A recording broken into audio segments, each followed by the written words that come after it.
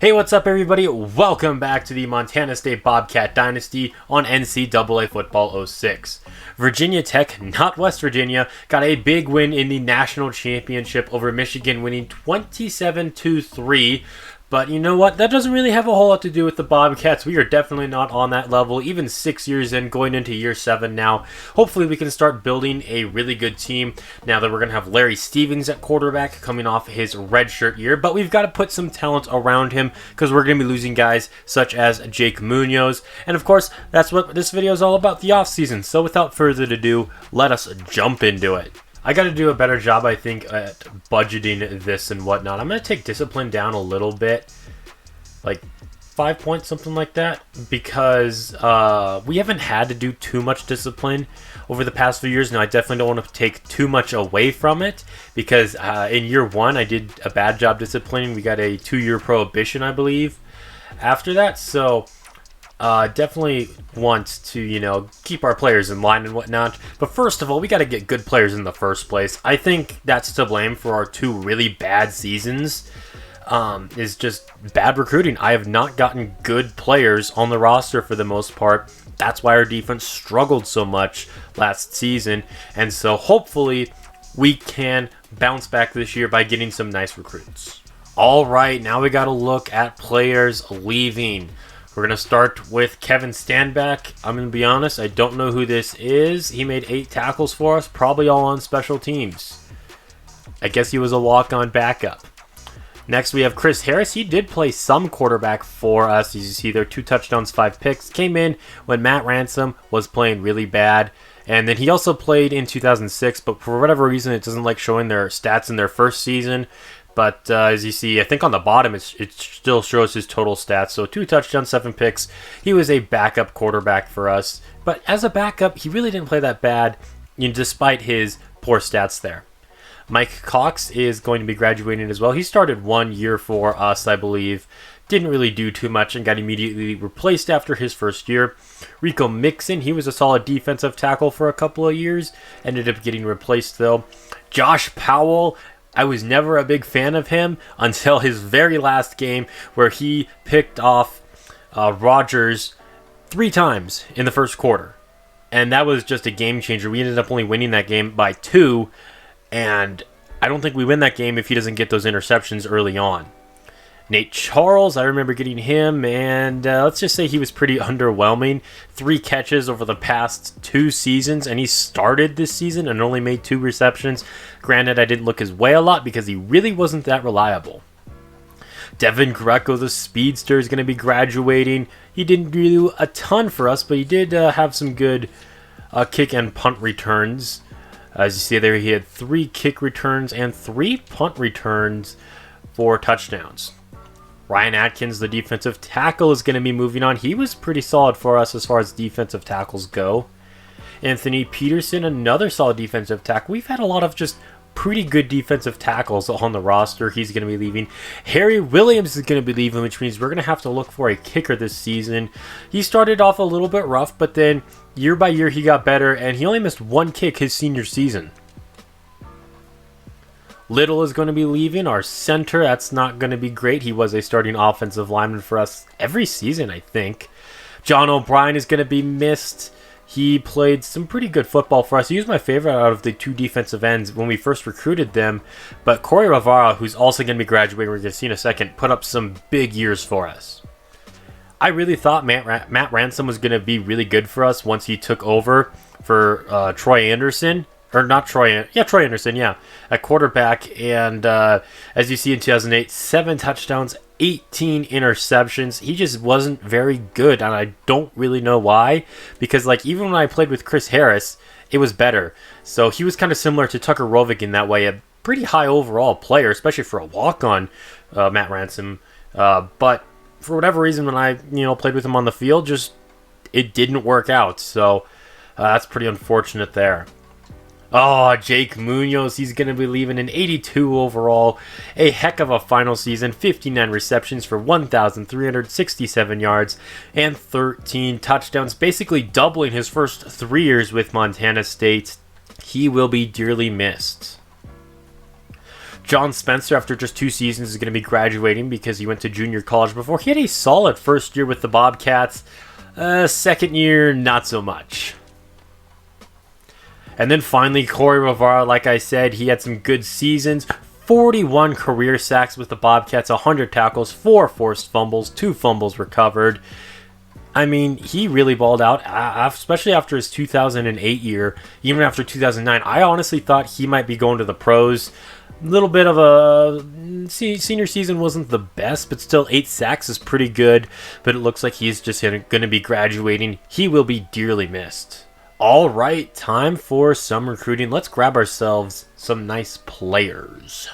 All right, taking a look at recruiting. This seems to happen every year, but this kicker and this quarterback were number 1 on both of their lists, but they haven't committed. So I don't know if they're just not going to play college football or if they've decided they don't want to go here. But I'm at the end of the recruiting stage, and I don't know what they're doing. I can't click on them or anything. But yeah, it'd be nice to get a backup quarterback and a solid kicker there. But outside of that, we got a handful of recruits. Pat Hadley and Larry Lane, we got both of those in the in-season recruiting. We went after this athlete, but he ended up going to Sacramento State. Sacramento State stole a couple of the guys that we were interested in. We went after cornerback because that was one of our biggest needs, but I don't think we got any cornerbacks, which is not great to say the least. He's going to go to Stanford there. Idaho also took a couple of our guys, another corner we were going after. We went hard after this guard, Noah Young, but he just didn't want to come here.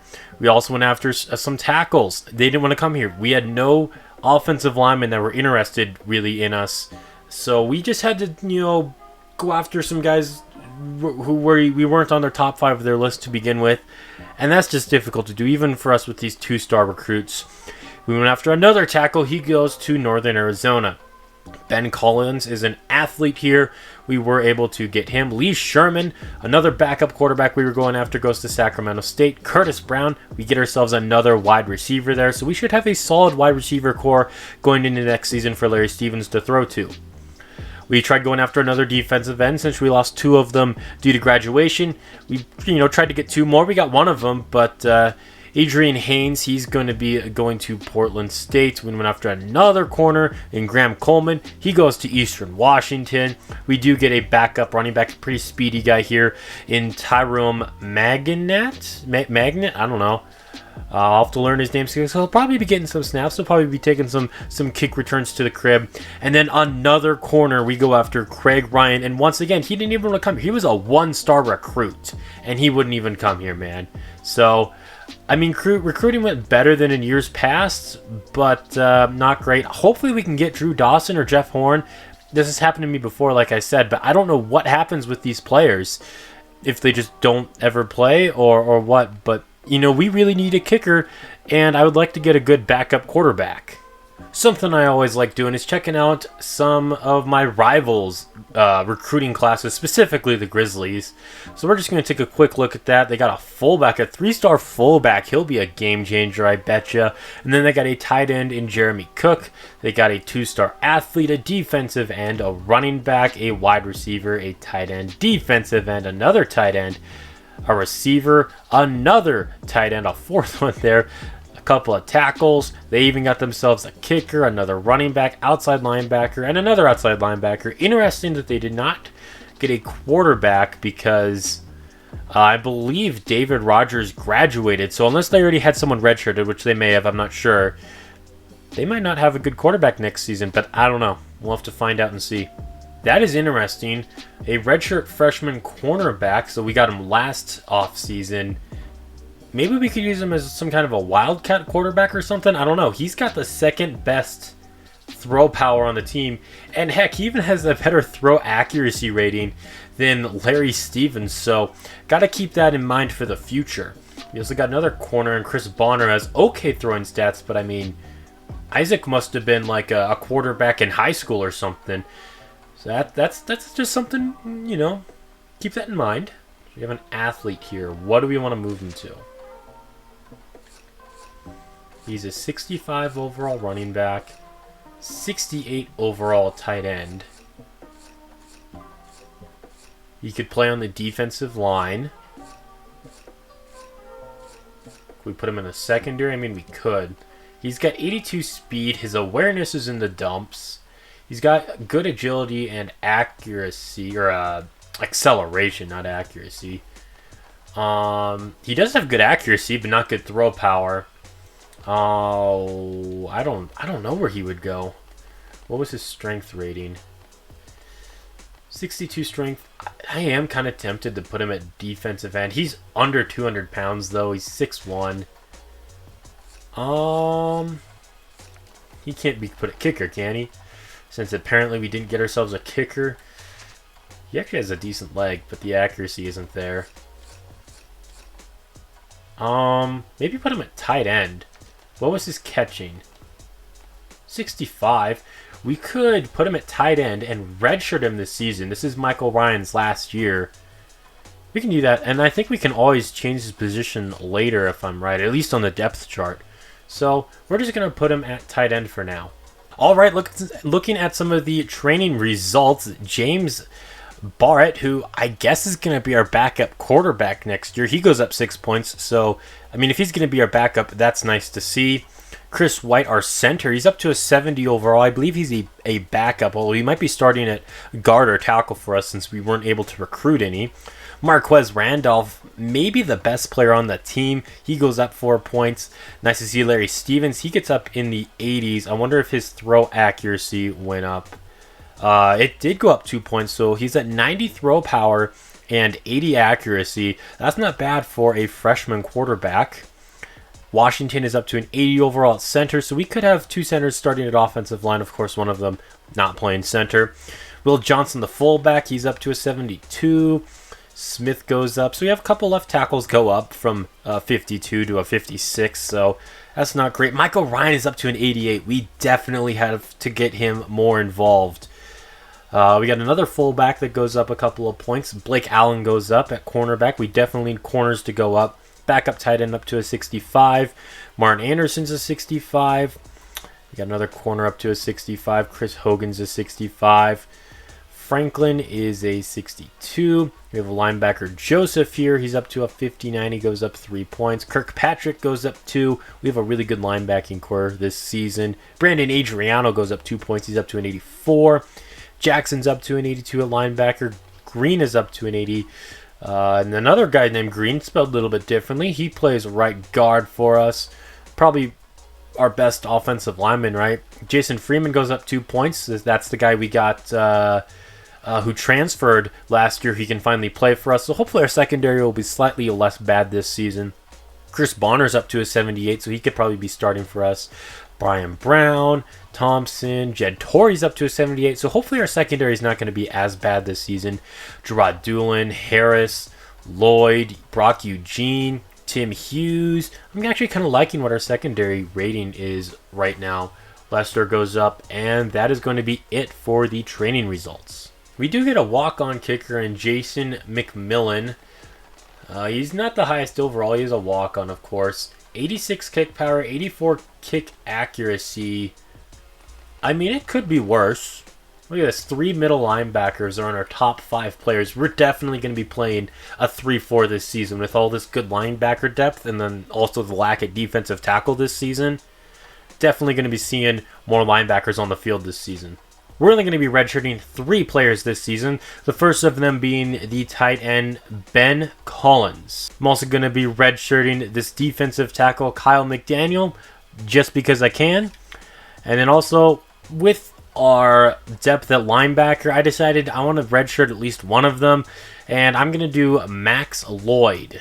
Alright, looking at our upcoming schedule, we're going to start off by traveling to SMU. Then our first home game, let's change that back to a home game there, is going to be against BYU. Then we're going to be at currently ranked number 18 Tennessee before hosting Ohio. And then we've got our conference play. Last time around, I asked for some suggestions for what I should do for the out-of-conference games. I got a request for SMU and UCF. Unfortunately, I could not get both of them scheduled. Their only openings were both week 1, and so I decided I'll go with SMU. Maybe next season I'll schedule UCF. But if you guys have any requests also for who you want to see in next season's out-of-conference schedule, leave a comment, a suggestion down below. Looking at some of our in-season recruiting targets, this is who we're going to be starting with. You know, we still need help on the offensive line. We're still going to need help in the secondary, going after another tackle there, another player in the secondary, a defensive and a corner. Just a lot of help on defense and the offensive line in general. Also going after this one running back, and you know, Adriano, he's going to graduate sooner rather than later. So if we do happen to get this guy, probably redshirt him his freshman year, unless Adriano ends up declaring for the draft after this past season, which I don't see happening, but you never know. He could go off on a monster season and whatnot. He has the potential to do something like that, but that's who we are going to be focusing on. I always like going after the recruits in Montana, but there was only one this year, and it was a fullback, and I don't feel like spending in-season recruiting time on a player that is barely even going to be on the field. Well, that's going to do it for this video. I hope you all enjoyed it. I'm pretty excited going into Season 7. I think we're definitely going to do better than we did last season. Last time we had a really bad season. The next year, we bounced back, made a bowl game. I think we can honestly do similar this season. Maybe this season could even be the best of this series yet, honestly. I'm really excited about this offense and this defense here, so hopefully we can put it all together this season. But thank you all for watching this video, and until next time, this has been Jeffrey, reminding you to stay moist.